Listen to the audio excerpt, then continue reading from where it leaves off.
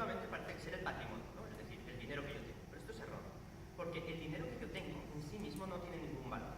Es decir, el dinero en sí mismo, el patrimonio, lo que es una capacidad para hacer cosas. Es la capacidad que yo tengo para, con el trabajo que yo he hecho, hacer aquellas cosas que yo deseo hacer con mi vida. Es decir, para poder realizar acciones.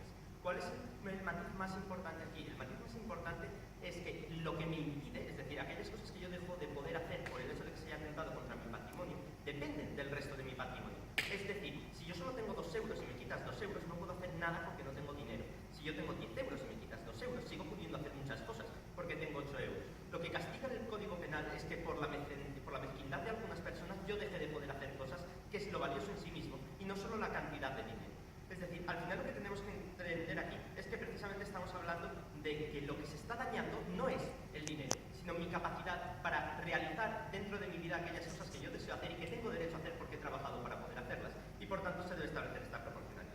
Lo primero que tengo que aclarar es que no es excluyente con que haya una proporcionalidad frente a cuánto he robado. Es decir, evidentemente tiene que haber una proporcionalidad para cuánto yo tengo y otra para cuánto he robado. Es decir, no son excluyentes.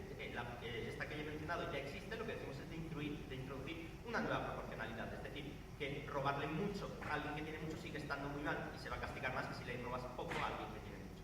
El segundo punto es que hay que distinguir entre resarcir y castigar. Es decir, esta moción nos habla de castigar estos delitos, no de resarcirlos.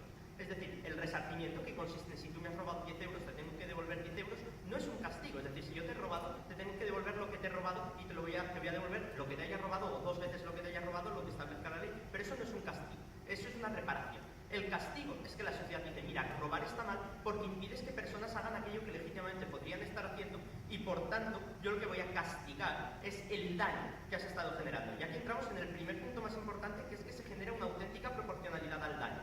Y esto es lo que ya les venía